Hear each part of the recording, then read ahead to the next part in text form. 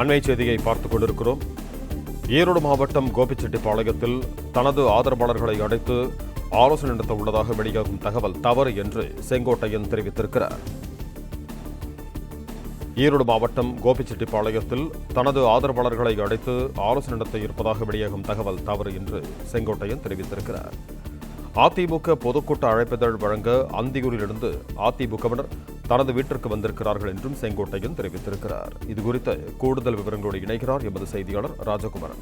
வணக்கம் ராஜகுமரன், உங்களிடம் இருக்கும் தகவல்களை பகிர்ந்து கொள்ளுங்கள். முன்னாள் அமைச்சர் செங்கோட்டையன் தன்னுடைய ஆதரவாளர்களுடன் இன்று பிற்பகல் 12 மணிக்கு ஒரு முக்கியமான ஆலோசனை கூட்டத்தில் ஈடுபட இருக்கின்றார் என்ற தகவல் சற்று முன்பாக வெளியாகியிருந்தது. ஏற்கனவே முன்னாள் அமைச்சர் செங்கோட்டையன் தெரிவித்திருந்த கருத்துக்கள் அதிமுகவில் உட்கட்சி ரீதியிலாக எழுந்திருக்கக்கூடிய சர்ச்சைகளை பேசும் விதமாக இருக்கின்றன. அத்திக்கடவு அவிநாசி திட்டத்தினுடைய பாராட்டு விழாவிலே செங்கோட்டையன் பங்கேற்கவில்லை.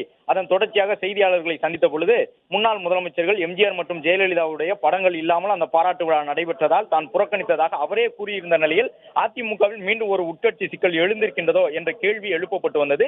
இந்த நிலையில் தான் இன்று பிற்பகல் 12 மணிக்கு தன்னுடைய ஆதரவாளர்களுடன் செங்கோட்டையன் ஒரு முக்கியமான ஆலோசனையில் ஈடுபட போகின்றார். அவருடைய ஆதரவாளர்கள் கோபிச்செட்டிப்பாளையத்தில் இருக்கக்கூடிய செங்கோட்டையன் இல்லத்திற்கு வர தொடங்கிவிட்டார்கள் என்று தகவல் வெளியாகி இருந்த நிலையில் அதனை முழுவதுமாக தற்பொழுது முன்னாள் அமைச்சர் செங்கோட்டையன் மறுத்திருக்கின்றார். குறிப்பாக அதிமுகவின் பொதுக்கூட்ட விழா தொடர்பான அழைப்புதலை வழங்குவதற்காக ஒரு சிலர் அந்தியூரில் இருந்து தன்னுடைய வீட்டிற்கு தற்போது வந்திருப்பதாகவும் அவ்வாறு அதிமுக பொதுக்கூட்ட அழைப்புதல் வழங்க வந்தவர்களை பார்த்து செங்கோட்டையனுடைய ஆதரவாளர்கள் தனியாக அவரை சந்தித்து பேசுகின்றார்கள் என்று ஒரு சிலர் தவறான தகவலை சொல்லியிருப்பதாக செங்கோட்டையன் தரப்பில் இந்த விளக்கம் வழங்கப்பட்டிருக்கின்றது.